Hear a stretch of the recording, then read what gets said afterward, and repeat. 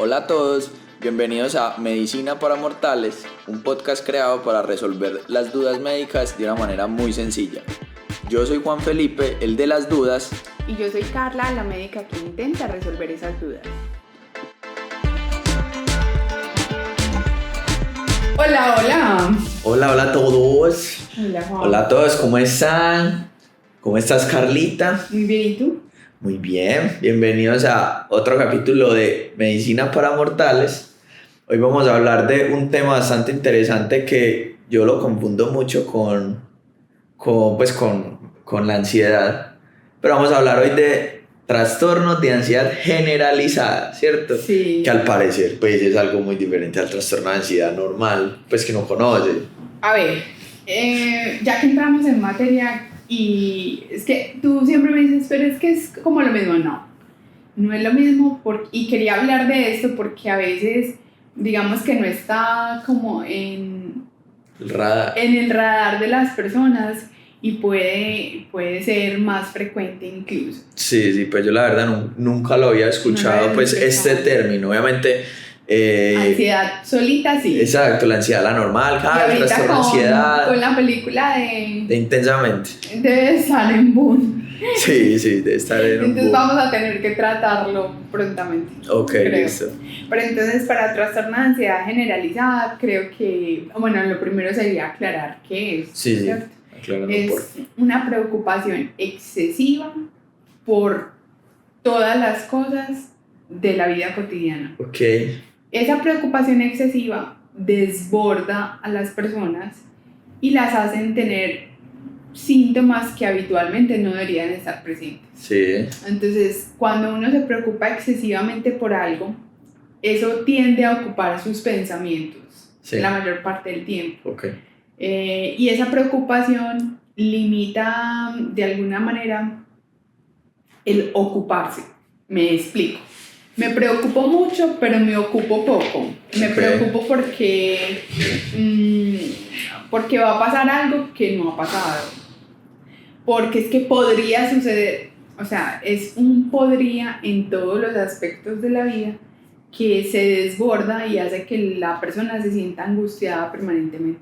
Eso le genera tensión, le genera palpitaciones, sudoración, angustia, permanentemente estar en un estado de alerta. Sí. Incluso hasta en el momento de sueño las personas tienen limitaciones para conciliar el sueño. Ok, bueno, entonces desde el principio pues desligarnos del trastorno de ansiedad y trastorno de ansiedad generalizada. Incluso yo creería, Juanfe, que deberíamos, o que yo debería hacer una claridad, y es que la ansiedad como tal es algo que tiene que estar con uno. Todos tenemos un grado de ansiedad, y eso lo hemos hablado en otros momentos, porque pues la ansiedad como tal, no la ansiedad generalizada, sino la ansiedad, trastorno de ansiedad, es muy común. Sí.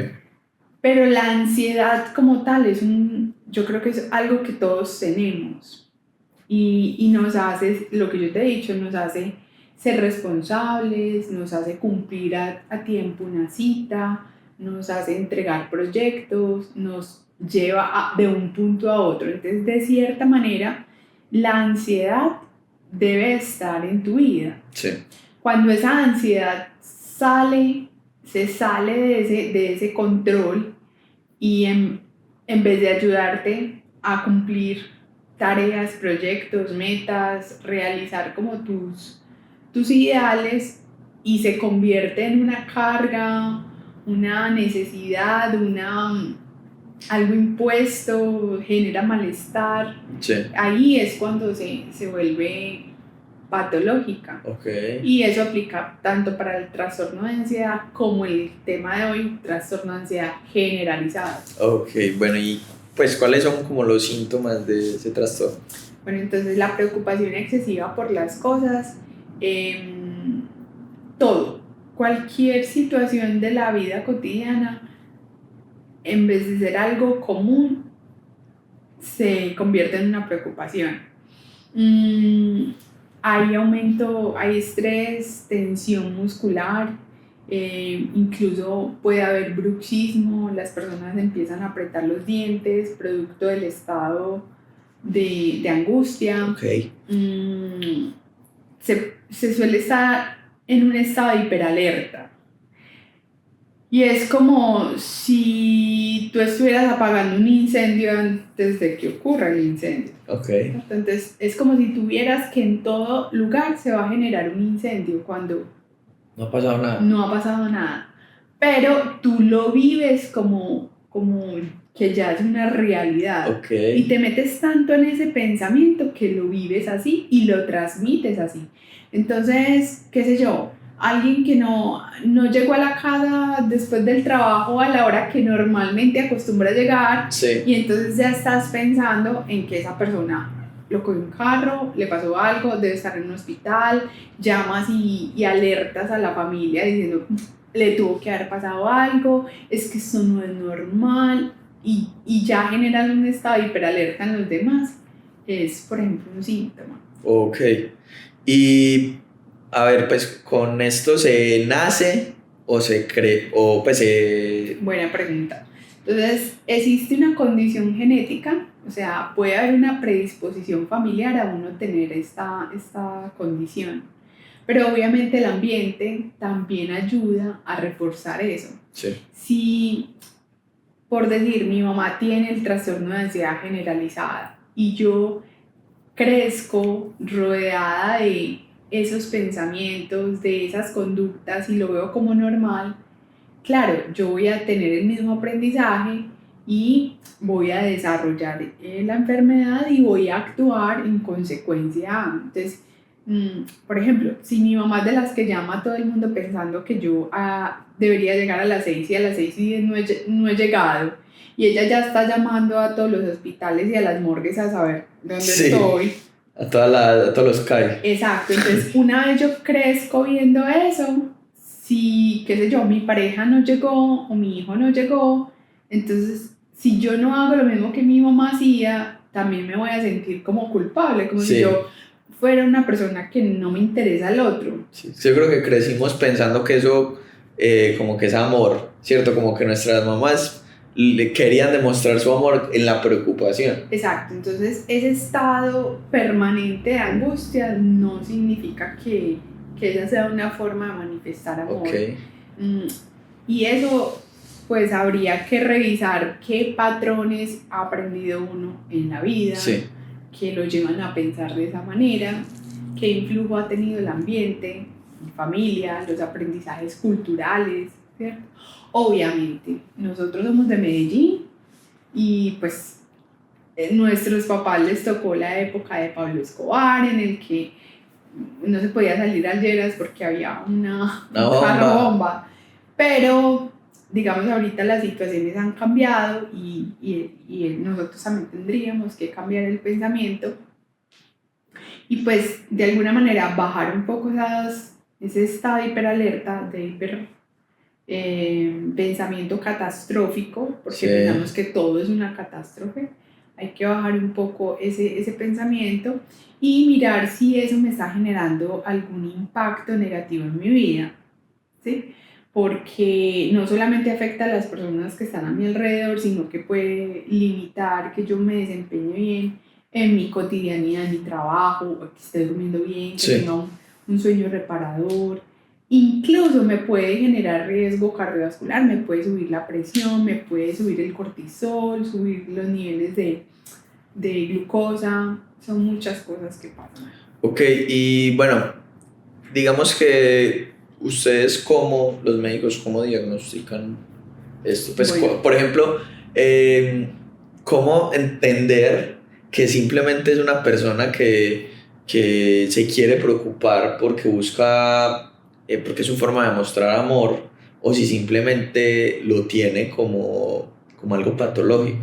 Bueno, a ver, eso es una situación mental, sí. Y yo creo que lo principal es quitarle el tabú que le tenemos a las enfermedades mentales. Nuestro cerebro es un órgano demasiado complejo que yo diría pues que ahorita en los últimos años hemos tenido una evolución impresionante en el conocimiento de lo que pasa a nivel cerebral, Pero en cuanto a enfermedades mentales y neurológicas, todavía sigue existiendo mucho desconocimiento.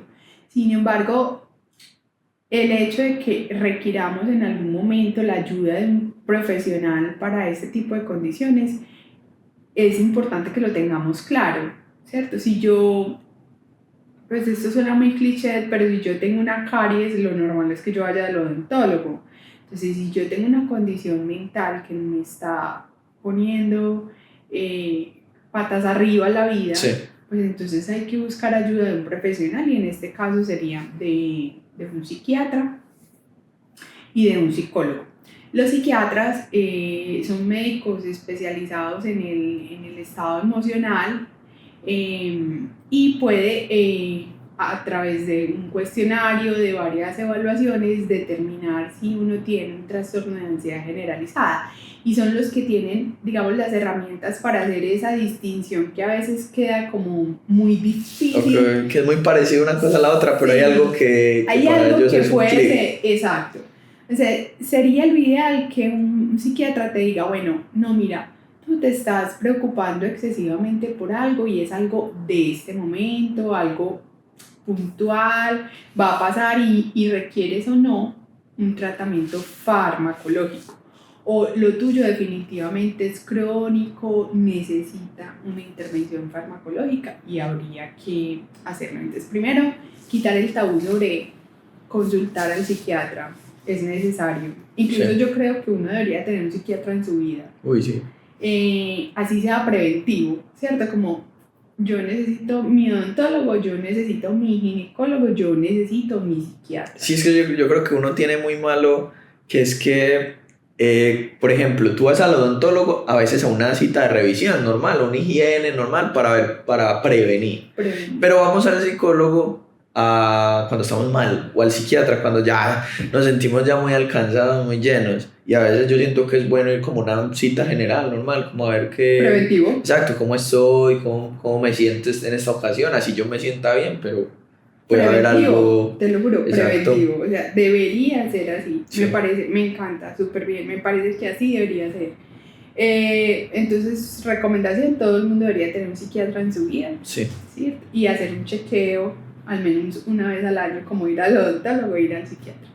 Y no esperar a que esto se salga, a que ya no estás durmiendo hace 3, 4 días, a que pues te sientes como alcanzado, que ya se sale de las manos la sí, situación para poder consultar. El psiquiatra es el que mejor tiene herramientas para decir, mira, lo tuyo es algo propio de una condición por la que estás pasando. sí. Es que no tienes trabajo y te está preocupando eso en relación a todo lo demás. Bueno, hay un disparador. Pero si no existe un disparador o lo tuyo es una personalidad que permanentemente está angustiada, créame que no tiene que vivir así. Sí. O sea, no es necesario vivir en ese disconfort. Okay. Puede haber muchas salidas. Y no siempre son pastillas, que eso también es muy importante dejarlo claro, porque la gente le tiene miedo a las pastillas psiquiátricas. Entonces, sí, me corrigen todos los amigos psiquiatras y los que no son amigos, pero que sean psiquiatras, me corrigen cuando en los medicamentos de medicina los utilizamos cuando son definitivamente necesarios y cuando requerimos incluso apagar incendios. Sí. Puede ser algo transitorio en el que tú utilices el medicamento para salir de una crisis, y una vez resuelta la crisis podría utilizarse otras estrategias, y en psiquiatría otra estrategia es la terapia psicológica, que creería yo que da una respuesta maravillosa y soy testigo de ello. Puedo dar fe de eso. Fe y legalidad. Sí, que si bien los medicamentos farmacológicos funcionan, la terapia psicológica hace que cambies comportamientos y forma de afrontar y ver las cosas. Okay. Y eso es una herramienta muchísimo más poderosa que hace que no vuelva a aparecer la condición. Okay. Entonces tiene mucha efectividad. Y creo que también uno debería tener un psicólogo en su vida. Sí. Carla, te hago una pregunta, pues vos desde tu punto de vista, ¿por qué crees que hay tanto como pues tanto miedo a los fármacos en la parte de la salud mental? Porque creemos que nos generan adicción, Ok, que estamos locos. Pues yo creo que la gente le tiene miedo a que le digan que están locos. ok. Yo creo que todo el estigma de las películas en que a uno le ponían camisas de atar, Ah, sí, camisas de fuerza, cierto, entonces. exacto, y estás loco de atar, Ok. cierto. Todo ese estigma que generan las películas, la gente se lo graba, Sí. lo aprende así, y creo que le tenemos miedo es a eso. Sí, Yo creo que deberíamos tenerle miedo es a no conocernos o a no identificar que algo nos pasa y no hacer nada. ok, A eso sí deberíamos tenerle miedo. ok. Los medicamentos en psiquiatría tienen el rol de ayudarnos a lo que estemos presentando.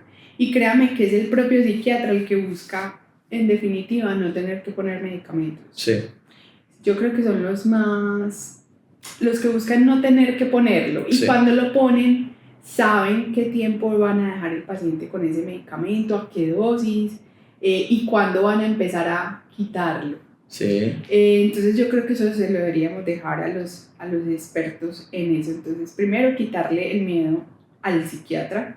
Segundo, quitarle el miedo a los medicamentos psiquiátricos.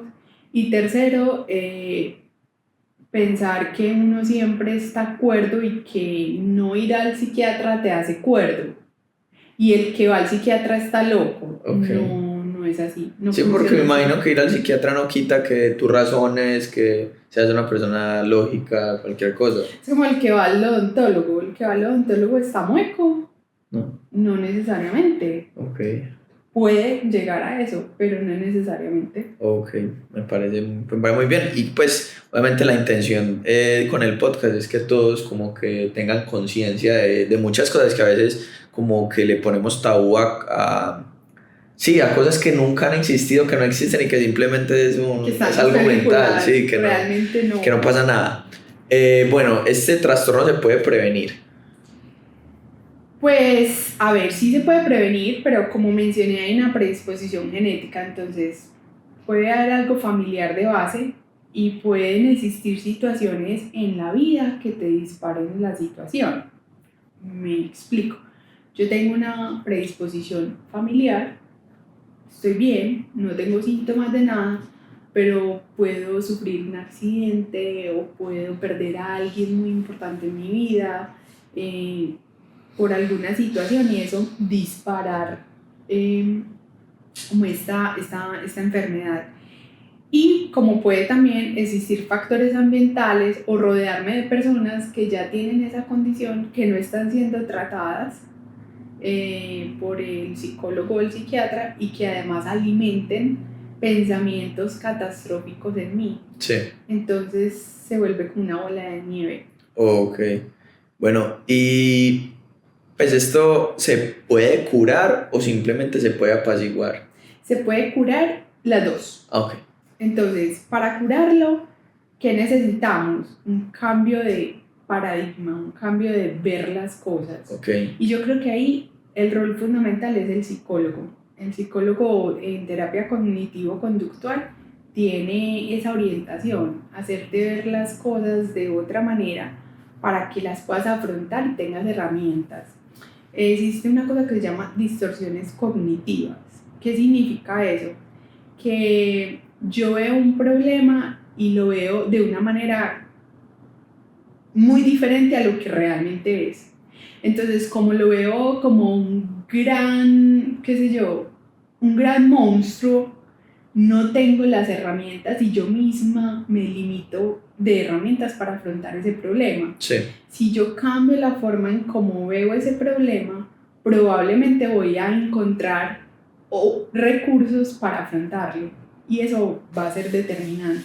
Okay. Entonces creo que el psicólogo es fundamental. Entonces si yo cambio la forma de ver y de afrontar las cosas, puedo tener cura.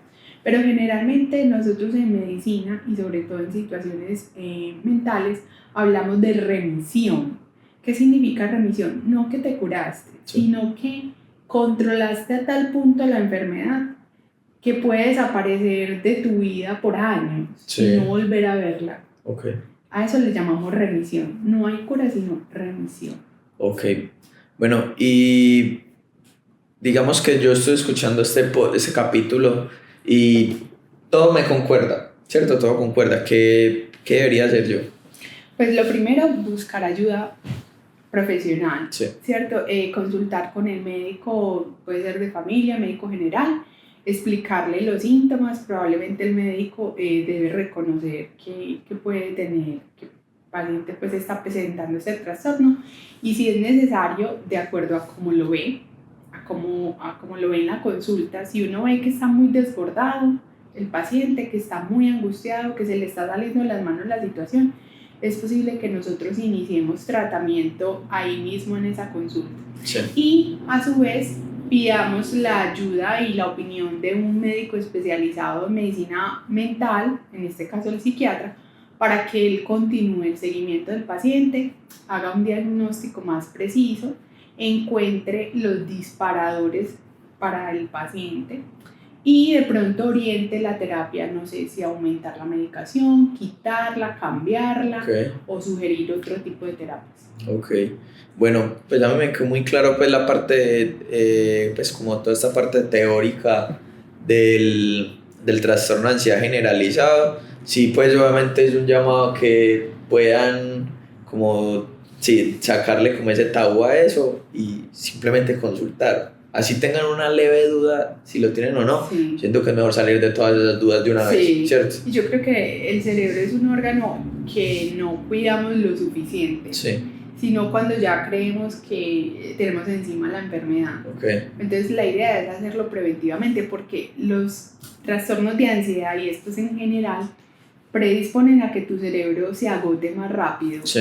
Entonces puede contribuir a que desarrolles una demencia. Sí. Y eso ya se va a ver con el paso de los años. Entonces si lo puedes prevenir. Ok. Bueno, entonces vamos a la partecita de los mitos. En esta hay unos buenos mitos, bastantes. Entonces, bueno, vamos con el primero. ¿El trastorno de ansiedad generalizada es solo estrés o preocupación normal? Bueno, entonces tenemos el estrés como tal. Tenemos varios tipos: estrés, diestrés y eustrés. Okay. Yo no sé si eras conocedor de ese tema. No. Digamos que tener una preocupación por algo específico que no genera malestar en tu vida y que te permite afrontarlo, sí, es un eustrés, es un estrés normal. Okay. Bueno, diestrés es cuando eso se desborda. O sea, no. Incluso es como cuando te atracan. Sí. Estás en una situación crítica y te quedas en shock. No haces nada.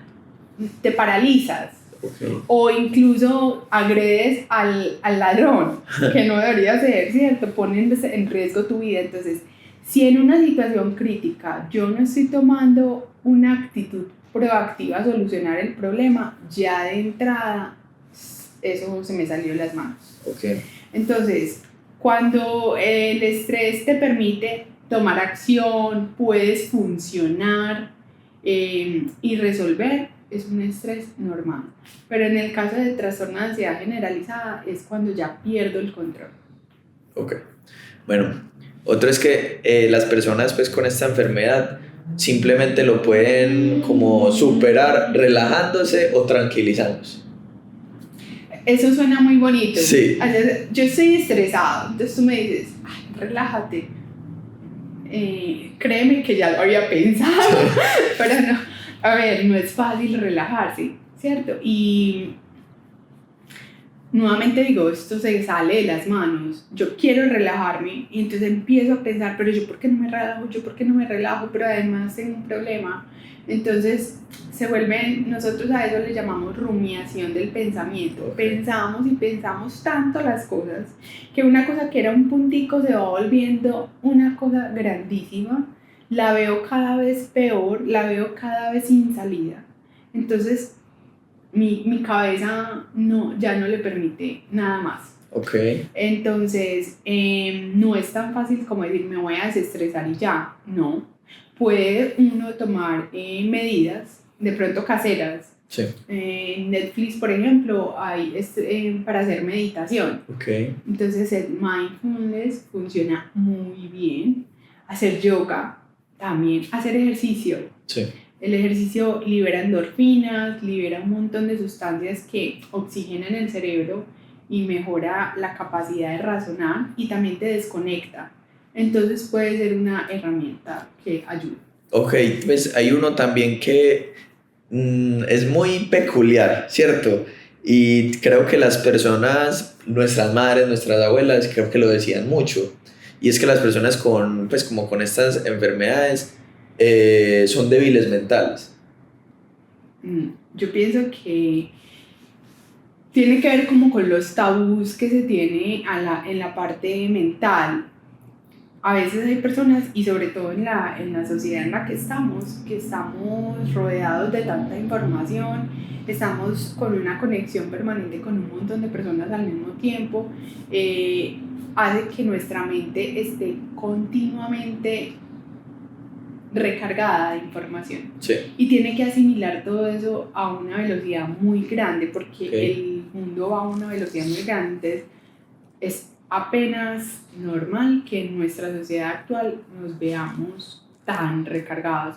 No, nuestra mente está diseñada para pensar sobre un tema específico y actuar. Okay. Y ahorita estamos bombardeados por todas partes. Ok, bueno. Entonces no somos débiles. Ok, y una persona que, o sea, solo las personas que tienen traumas en su infancia, en su adolescencia, lo que sea, son las que adquieren esta enfermedad. No, existe una cosa que se llama resiliencia. La resiliencia es la capacidad que tienes de adaptarte a una situación adversa. Ok. Entonces, yo puedo tener a dos personas que pudieron tener un trauma muy severo de niños, pero sus personalidades hacen que las afronten de forma diferente. ¿Listo? Entonces, depende. Depende cómo la tome esa persona. Si es resiliente y tiene la capacidad de superarlo y verlo de otra manera, pues lo va a afrontar bien. Okay. Pero si lo ve de una forma negativa y no lo puede superar adecuadamente, pues se le va a convertir en un problema. Ok. Bueno, otro es que los niños no sufren de esto. Yo creo que sí. Ok. Y eso ya es demasiado también cultural. Okay. Yo no sé si han notado, pero ahorita los niños van al colegio, las jornadas son muy extendidas y después del colegio salen a extraescolares. Sí. No estoy diciendo que sea malo, simplemente que también están en un estrés agotados porque ellos tienen que rendir en el colegio, tienen que rendir en el extraescolar, tienen que ser mejor que el niño del lado y tienen cada vez expectativas más altas porque culturalmente nuestra cultura va evolucionando. Sí. Entonces sus padres ya les dejan unos zapatos muy grandes para llenar, unas expectativas muy altas en los niños y eso también puede generar mucho estrés. Sí. Entonces pienso que los niños también pueden estar expuestos a eso. Ok, bueno, pues estos son como pues, los mitos que encontramos. Si quieres decir algo más sobre esta enfermedad. No, yo pienso que hemos dicho mucha información, pero si tienen dudas, esto es un tema muy amplio. Okay. Y de un punto muy crítico en donde uno puede estar hablando de normalidad o patología. Sí. Entonces es difícil hallar esa diferenciación y por eso mi sugerencia es consultar con los que saben. Ok, está bien. Pues bueno, Carlita, muchísimas gracias, nos quedó muy claro todo. Gracias por resolvernos todas las dudas y nos vemos en otro capítulo, en otro capítulo. De medicina para mortales. De medicina para mortales. Y chaito. Gracias por escuchar nuestro capítulo. Recuerden que tendremos mucho más. Si tienen alguna duda, por favor escríbenos en nuestras redes sociales. Medicina para mortales. A Carlita la pueden encontrar como Doctora Raya al Piso Balbuena y a mí como Juan Felipe Ruiz, 2 rayitas al piso.